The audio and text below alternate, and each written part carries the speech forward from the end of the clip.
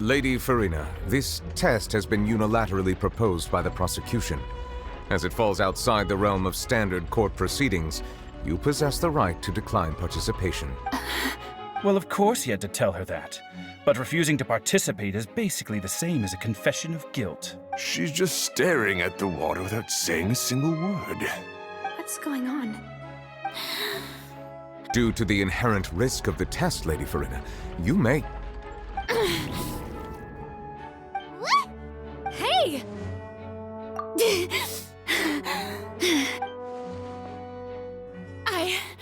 I'm fine! Look at me, everyone! My hand is still here! I haven't been dissolved! Will you believe me now? I really am your archon! Miss Siegewing? If you're present, Miss Siegewing, please come forward and attend to the defendant. Siegewing? Don't be nervous. It'll just take a few seconds. Let me see.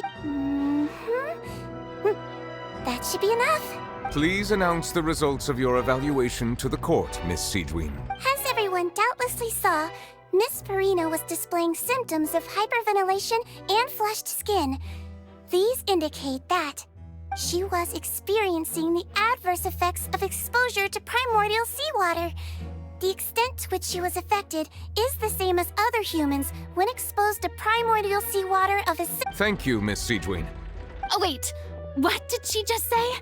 I didn't get dissolved! Shouldn't that be enough to prove my innocence? Well, considering your tendency to run from your problems, we did originally prepare a direct sample of the seawater around Poisson. However, after extensive discussion, we exchanged it for a sample that is not concentrated enough to dissolve. We don't want anyone else to lose their life to the sea.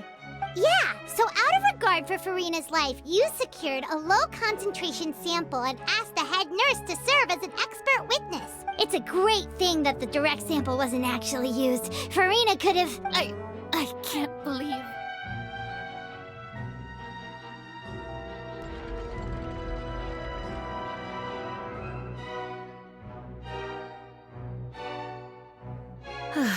Carry out the death sentence.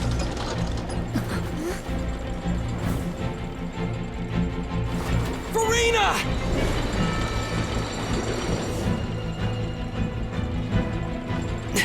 No, I still need answers.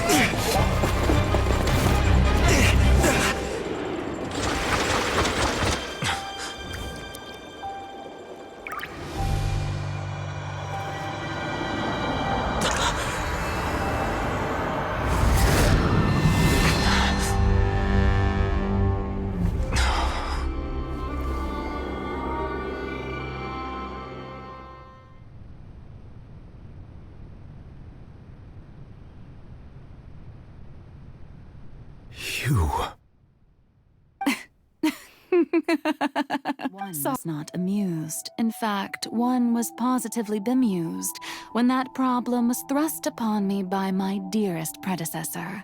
She knew full well that the prophecy would surely come to pass, and as one of the seven, she also knew full well that one defies the heavenly principles at one's peril. So yes, as you have no doubt surmised, it was a rather impossible situation that I found myself in. I spent a terribly long time mulling it over, alone on the ocean floor.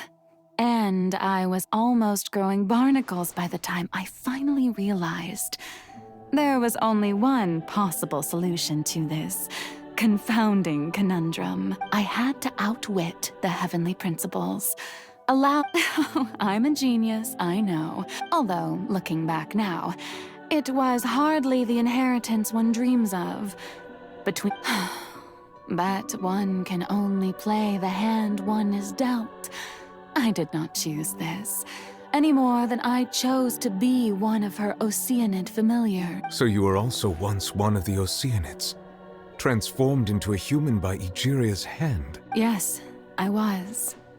I always dreamed of becoming human. And I still do. Even now, after becoming a god, I separated my divinity from my body and spirit. leaving behind only a self that was as naive and bewildered as my past self on her. The me you see before you now is that divinity. She could feel joy, sorrow, and everything in between. Her strengths were of a kind only a human could possess. But in my eyes, Furina's humanity was what made her perfect. She was perfectly human in every way. Anyway, so then I cursed her. All part of the plan, of course. The plan to deceive the heavenly principles. Do you still remember the final scene of the prophecy? In order that the prophecy might appear fulfilled, I invited Furina to be an actress under the curse I placed on her. So long as I, Focalor's divinity, continued to exist, she could not die. But nor was she free to live her life in the pursuit of happiness. Instead, she was forced to take the stage in the opera house. Probably understand why your court is called the Opera Epiclese. But Furina is only human, isn't she?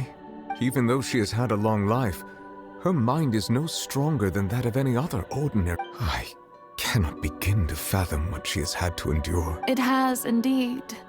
And although she is, in a sense, me in human form, I most definitely owe her an apology for unbearably lonely.